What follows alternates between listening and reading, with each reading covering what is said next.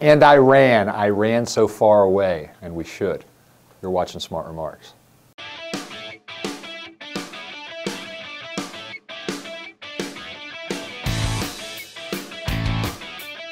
So the front page of the Drudge Report Tuesday was full of these stories about Iran. Oh my God, Iran's going to get the bomb.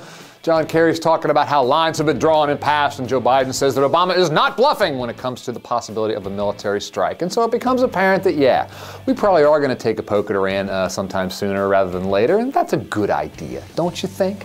I've long believed that Iran's been penciled into the dance card long before now. You know, we had Iraq, we had Afghanistan, we had Libya, there's calls for the U.S. to arm the Syrian rebels, so Iran's next on the hit list, right? All this, of course, because Al-Qaeda and terrorism and Israel democracy, and, well, you know, maybe the oil running beneath the sands over there has something to do with it all, I guess. But I got a couple questions here. My first question is, what's all this going to cost? I realize we shouldn't subordinate national security issues to checkbook issues, but at a time we're running around saying, oh my God, there's no more money left to spend, how is it that we've got this huge chunk of change to drop on war with Iran? We got that much money sitting around. Really? Well, don't you think maybe we'd be better off spending it here in America? On Americans?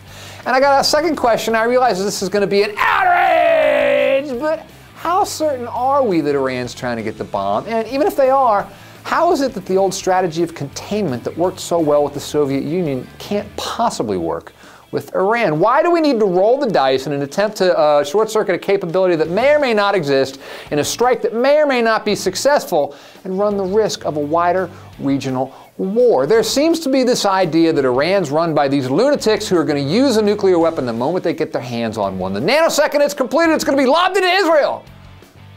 Really?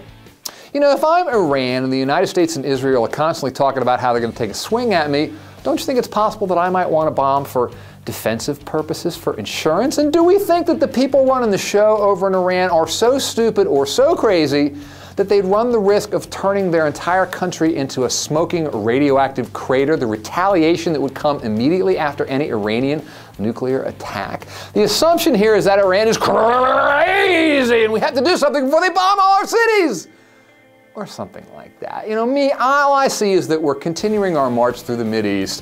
Whatever our stated rationale, the unstated rationale is that we need to ensure access to the region's resources. We need to deny them to China. And yeah, if we can help Israel in the process, that's great. That's the trifecta right there. So yeah, we're probably going to war with Iran at some point. You know, maybe it'll distract the country from the ongoing economic malaise. Maybe it'll ignite some nationalism, some jingoism. America, freak yeah! Maybe it'll solve all our problems. Or maybe it will result in a problem bigger than the ones we started with.